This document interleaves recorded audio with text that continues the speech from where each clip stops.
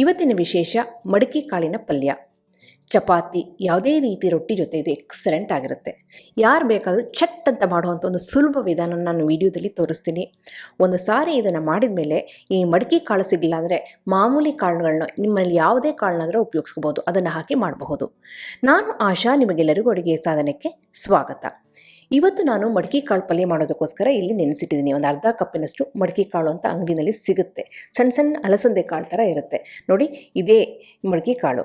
ಇದರಲ್ಲಿ ಅರ್ಧ ಕಪ್ಪಿನಷ್ಟು over night ನೆನೆಸಿದ್ದೀನಿ. ಬರೀ ಒಂದು 2ರಿಂದ 3 ಗಂಟೆ ನೆನೆಸಿದ್ರು ಸಾಕಾಗುತ್ತೆ. ಈಗ ನೆನೆಸಿರೋಂತಹ ಮಡಿಕೆ ಕಾಳಿಗೆ ಸ್ವಲ್ಪ ಬೆಳ್ಳುಳ್ಳಿನ ಸೇರಿಸ್ತಾ ಇದ್ದೀನಿ, ಒಂದು 5ರಿಂದ 6. ಹಾಗೆಯೇ ಒಂದು ಅರ್ಧ ಟೀ ಸ್ಪೂನಷ್ಟು ಜೀರಿಗೆ ಸೇರಿಸಿ ಇದನ್ನು ಕುಕ್ಕರ್ನಲ್ಲಿ ಬೇಯಿಸಬೇಕಾಗತ್ತೆ. ಜೊತೆಗೆ ಒಂದು 1/4 ಟೀ ಸ್ಪೂನಷ್ಟು ಅರಿಶಿನ ಪುಡಿನ ಹಾಕಿ ಕುಕ್ಕರ್ನಲ್ಲಿ ಒಂದು 2 ವಿಸಿಲ್ ಹಾಕಿದರೆ ಪರ್ಫೆಕ್ಟಾಗಿ ಬೆಂದ್ಕೊಬಿಡುತ್ತೆ.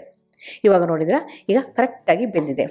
ನಿಮಗೆ ತೀರಾ ಕಾಳಾಗಿ ಬೇಕು ಅಂತಂತಂದರೆ ಬರೀ ಒಂದೇ ಒಂದು ವಿಸಲ್ ಕೂಗಿಸಿ ಕರೆಕ್ಟಾಗಿರುತ್ತೆ. ಈಗ ಅದನ್ನ ಸೈಡಿಗೆ ಇಟ್ಬಿಟ್ಟು ಇದಕ್ಕೊಂದು ಮಸಾಲೆ ರುಬ್ಕೋಬೇಕಾಗುತ್ತೆ. ಮಸಾಲೆಗೋಸ್ಕರ ಒಂದು 4 ಟೇಬಲ್ ಸ್ಪೂನಷ್ಟು ಕಡಲೆಕಾಯಿ ಬೀಜ, ಒಂದು 5ರಿಂದ 6 ಬೆಳ್ಳುಳ್ಳಿ, ಹಾಗೆಯೇ 1 ಟೇಬಲ್ ಸ್ಪೂನಷ್ಟು ಧನಿಯಾ ಬೀಜ, ಅರ್ಧ ಟೇಬಲ್ ಸ್ಪೂನಷ್ಟು ಜೀರಿಗೆ, ಇಷ್ಟನ್ನು ಲೋ ಫ್ಲೇಮಲ್ಲಿ ಹುರ್ಕೊಳ್ತಾ ಇದ್ದೀನಿ. ಕಡಲೆಕಾಯಿ ಬೀಜ ಚೆನ್ನಾಗಿ ಗರ್ಗರಿ ಆಗಬೇಕು. ಅದೆಲ್ಲ ಆಗಿದೆ ಅಂದಾಗ ಒಂದು 2 ಟೇಬಲ್ ಸ್ಪೂನಷ್ಟು ಕೊಬ್ಬರಿ ತುರಿನ ಇಲ್ಲಿ ಸೇರಿಸಿ ಲೈಟಾಗಿ ಬಾಡಿಸ್ಕೊಳ್ತಾ ಇದ್ದೀನಿ. ತಕ್ಷಣ ಸ್ಟವ್ನ ಆಫ್ ಮಾಡಿಬಿಟ್ಟು ಅದಕ್ಕೆ ಇಲ್ಲಿ ಅರ್ಧ ಟೀ ಸ್ಪೂನಷ್ಟು ಅರಿಶಿನ ಪುಡಿ, 1 ಟೇಬಲ್ ಸ್ಪೂನಷ್ಟು ಕೆಂಪು ಖಾರದ ಪುಡಿನ ಹಾಕ್ಕೊಳ್ತಾ ಇದ್ದೀನಿ. ಸ್ಟವ್ನ ಆಫ್ ಮಾಡಿಬಿಡಿ, ಇಲ್ಲ ಅಂತಂದರೆ ಈ ಪುಡಿಗಳೆಲ್ಲ ಸೀದ್ಬಿಟ್ಟು ತಲೆ ರುಬ್ಬಿದಾಗ ಕಲರು ಸರಿಯಾಗಿ ಬರೋದಿಲ್ಲ. ಈಗ ಅದಕ್ಕೆ ಸ್ವಲ್ಪ ನೀರನ್ನು ಹಾಕಿ ಇಲ್ಲಿ ಚಟ್ನಿ ಹದದಲ್ಲಿ ಮಸಾಲೆಯನ್ನು ರುಬ್ಕೊಂಡು ರೆಡಿ ಮಾಡಿದ್ದೀನಿ. ಇದನ್ನ ಸೈಡ್ಗೆ ಇಡೋಣ. ಇಲ್ಲಿ ಒಂದು ಬಾಣಲಿಗೆ 1 ಟೇಬಲ್ ಸ್ಪೂನಷ್ಟು ಎಣ್ಣೆ ಹಾಕಿದ್ದೀನಿ. ಎಣ್ಣೆ ಚೆನ್ನಾಗಿ ಬಿಸಿ ಆದಮೇಲೆ ಅದಕ್ಕೆ ಇಲ್ಲಿ ಸ್ವಲ್ಪ ಸಾಸಿವೆ ಹಾಕಿದ್ದೀನಿ. ಸಾಸಿವೆ ಚೆನ್ನಾಗಿ ಸಿಡಿದ ಮೇಲೆ ಇದಕ್ಕೆ ಇಲ್ಲಿ ಸ್ವಲ್ಪ ಕರಿಬೇವಿನ ಎಲೆಯನ್ನು ಹಾಕಿಬಿಟ್ಟು ಆಮೇಲೆ ಒಂದು ದೊಡ್ಡ ಈರುಳ್ಳಿನ ಸಣ್ಣದಾಗಿ ಕಟ್ ಮಾಡ್ಕೊಂಡು ಸೇರಿಸ್ಕೊಂಡಿದ್ದೀನಿ. ದೊಡ್ಡ ಈರುಳ್ಳಿ ಆದರೆ 1 ಹಾಕಿ, ಸಣ್ಣದಾದರೆ 2 ಹಾಕಿ. ಈರುಳ್ಳಿ ಸ್ವಲ್ಪ ಕಲರ್ ಚೇಂಜ್ ಆಗಿದೆ ಅಂದಾಗ ಅದಕ್ಕೆ ಹಣ್ಣಾಗಿರೋ ಅಂಥ ಟೊಮೆಟೊ ಹಣ್ಣು ಒಂದನ್ನು ಸೇರಿಸಿ ಅದನ್ನು ಸಹ ಇಲ್ಲಿ ಚೆನ್ನಾಗಿ ಬಾಡಿಸ್ಕೊಳ್ತಾ ಇದ್ದೀನಿ. ಈರುಳ್ಳಿ ಟೊಮೆಟೊ ಎಲ್ಲ ಚೆನ್ನಾಗಿ ಒಂದಾಗಬೇಕು. ಇವಾಗಲೇ ಇದಕ್ಕೆ ರುಚಿಗೆ ತಕ್ಕಷ್ಟು ಕಲ್ಲುಪ್ಪನ್ನು ಸಹ ಸೇರಿಸ್ಕೊಂಡಿದ್ದೀನಿ. ಉಪ್ಪನ್ನು ನೀವು ಮುಂಚೆನಾದರೂ ಹಾಕೋಬೋದು, ಇಲ್ಲ ಲಾಸ್ಟಿಗಾದರೂ ಹಾಕೋಬೋದು. ನಿಮಗೆ ಯಾವುದು ಅನುಕೂಲನೋ ಅದನ್ನು ನೋಡಿಕೊಂಡು ಹಾಕ್ಕೊಳ್ಳಿ.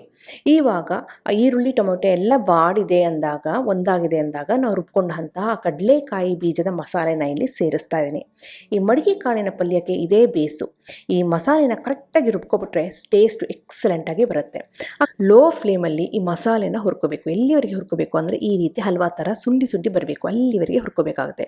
ಒಂದು ಸಾರಿ ಹಾಗೆ ಆಗಿದೆ, ಹಸಿ ವಾಸನೆ ಎಲ್ಲ ಹೋಗಿದೆ, ಒಂದಾಗಿದೆ ಅಂದಾಗ ನಾವು ಬೇಯಿಸ್ಕೊಂಡಂಥ ಮಡಿಕೆ ಕಾಳನ್ನ ಹಾಕಿ ಸ್ವಲ್ಪ ನೀರನ್ನ ಇಲ್ಲಿ ಸೇರಿಸ್ತಾ ಇದ್ದೀನಿ. ಮಿಕ್ಸಿ ಜಾರ್ನಲ್ಲಿ ಸ್ವಲ್ಪ ಮಸಾಲೆ ಉಳ್ಕೊಂಡಿರೋದ್ರಿಂದ ಮಿಕ್ಸಿ ಜಾರಿಗೆ ಸ್ವಲ್ಪ ನೀರನ್ನ ಹಾಕಿ ಅದನ್ನೇ ಇಲ್ಲಿ ಸೇರಿಸಿದ್ದೀನಿ.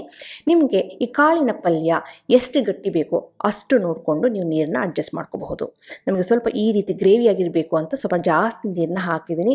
ಕೆಲವರಿಗೆ ಕಾಳಾಗಿ ಕಾಣಬೇಕು ಅಂತಂದರೆ ಕಾಳನ್ನು ಬೇಯಿಸ್ಬೇಕಾದ್ರೆ ಸ್ವಲ್ಪ ಕಡಿಮೆ ಬೇಯಿಸ್ಬಿಟ್ಟು ನೀರನ್ನು ಸ್ವಲ್ಪ ಕಡಿಮೆ ಹಾಕಿ, ಆವಾಗ ಕಾಳಾಗಿ ಈ ಪಲ್ಯ ಕಾಣುತ್ತೆ. ಇವಾಗ ನೋಡಿದರೆ ಮಡಿಕೆ ಕಾಳಿನ ಪಲ್ಯ ರೆಡಿಯಾಗಿದೆ. ಚೆನ್ನಾಗಿ ಕುದಿಬೇಕು. ಒಂದು 2ರಿಂದ 3 ನಿಮಿಷ ಲೋ ಫ್ಲೇಮಲ್ಲಿ ಕುದಿಸಿ ಆ ಕಾಳು ಮಸಾಲೆ ಎಲ್ಲ ಒಂದಾಗಿದೆ ಅಂತ ಅಂದಾಗ ಲಾಸ್ಟಿಗೆ ಇಲ್ಲಿ ಕೊತ್ತಂಬರಿ ಎಲೆನ ಸೇರಿಸ್ತಾ ಇದ್ದೀನಿ.